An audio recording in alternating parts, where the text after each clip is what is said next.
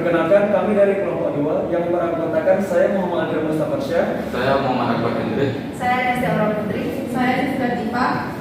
Pada kesempatan kali ini kami akan menjelaskan materi kami tentang putusan sela. Apa itu putusan sela? Putusan sela merupakan putusan yang dijatuhkan oleh hakim sebelum hakim memeriksa pokok perkara pidana.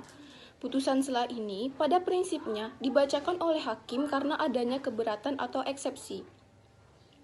Hakim akan menjatuhkan putusan sela apabila pihak terdakwa atau penasehat hukum terdakwa mengajukan eksepsi atau keberatan atas surat dakwaan penuntut umum. Keberatan ini meliputi 1. Batalnya dan tidak sahnya surat dakwaan, di mana dapat kita lihat dalam pasal 143 KUHP. Dan yang kedua, yaitu kewenangan pengadilan, yang mana dapat kita lihat dalam pasal 156 KUHP.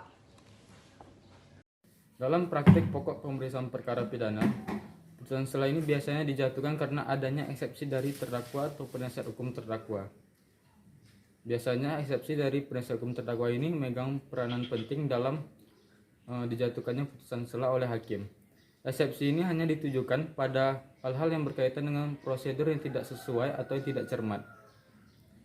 Maka putusan sela ini merupakan juga salah satu alat kontrol pusat terhadap kinerja jaksa atau penuntut umum, yang mana dimaksudkan agar mereka tidak gegabah dalam membuat surat dakwaan, dalam mengajukan surat tuntutan, dan dalam melakukan suatu penyidikan.